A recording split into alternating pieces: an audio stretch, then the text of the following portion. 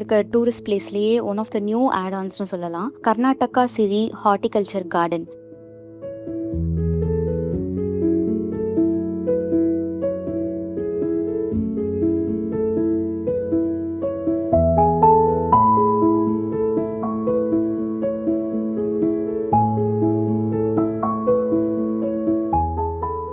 Two 2018 open பண்ணப்பட்ட இந்த garden சுமார் 50 ஏக்கர் பரப்பளவில் வந்து ரொம்ப பிரம்மாண்டமாக பறந்து விரிஞ்சு இருக்கு. ஸோ இதை பேரில் இருக்க மாதிரியே இதை ஃபுல்லாக மெயின்டைன் பண்ணுறது எல்லாமே கர்நாடகா கவர்மெண்ட்.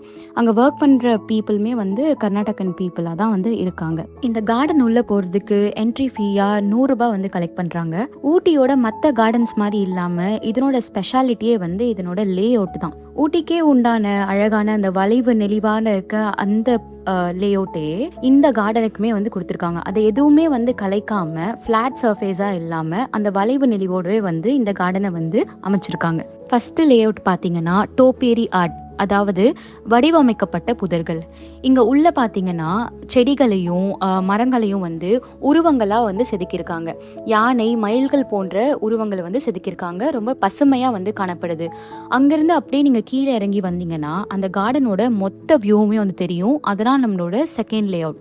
இந்த செகண்ட் லேஅவுட்டை வந்து தாழ்வார தோட்டம்னு சொல்கிறாங்க, இங்கிலீஷில் சன்கென் கார்டன். இந்த சன்கென் கார்டன் தான் இந்த கர்நாடகா கார்டனோட ஒரு மகுடம் போல காட்சியளிக்குது.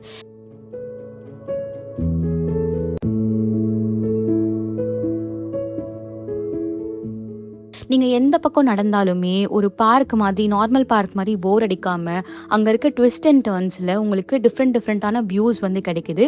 அது பார்க்குறதுக்கு ரொம்ப புதுசாகவும் எக்ஸைட்டாகவும் இருக்குது. இந்த 3 லேஅவுட்லேயுமே பெரிய லேஅவுட் பார்த்தீங்கன்னா இந்த தாழ்வார தோட்டம், அதாவது சன்கென் கார்டன் தான்.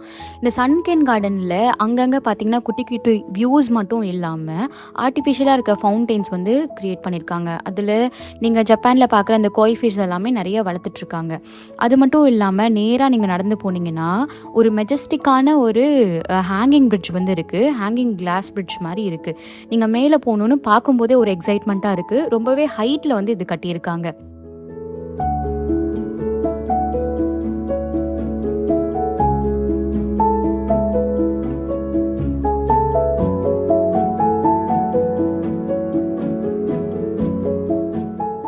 அந்த ஹேங்கிங் பிரிட்ஜ் மேலே நீங்கள் போகும்பொழுது ஒரு ஈவினிங் டைமில் போனீங்கன்னா சன்செட்டும் வந்து நீங்கள் அழகாக பார்க்கலாம். அந்த பிரிட்ஜ் வந்து அவ்வளோ அழகாக அந்த மொத்த கார்டனோட வியூவுமே வந்து பளிச்சுன்னு காமிச்சிடும்.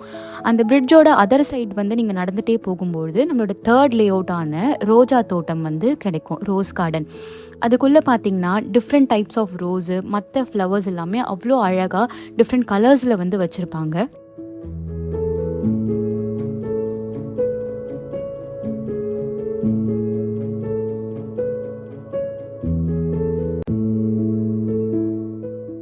அந்த ரோஸ் கார்டனில் இந்தியன் ஃப்ளவர்ஸ் மட்டும் இல்லாமல் இட்டாலியன் ஃப்ளவர்ஸ், அப்புறம் வெளிநாட்டிலேருந்து கொண்டு வரப்பட்ட ஒரு சில ஃப்ளவர்ஸும் வந்து ரொம்ப அழகாக வந்து செட் பண்ணி வச்சுருப்பாங்க. அந்த கார்டன் உங்களுக்கு பார்க்க ஒரு விஷுவல் ட்ரீட்டாகவே வந்து இருக்கும். அவ்வளோ டிஃப்ரெண்ட் கலர்ஸில் நிறைய பூ வந்து வச்சுருக்காங்க. சிட்டியிலேருந்து போகிறவங்களுக்கு எல்லாமே கண்டிப்பாக இந்த இடம் வந்து ஒரு புது அனுபவத்தை வந்து கொடுக்கும். மற்ற கார்டன் மாதிரி இல்லாமல் இந்த கார்டன் ரொம்ப கூட்டம் என்ன இருந்தாலும் அந்த கூட்டத்தோட சத்தம் நம்மளை வந்து அஃபெக்ட் பண்ணாமல் ரொம்ப அமைதியாக வந்து இருக்குது.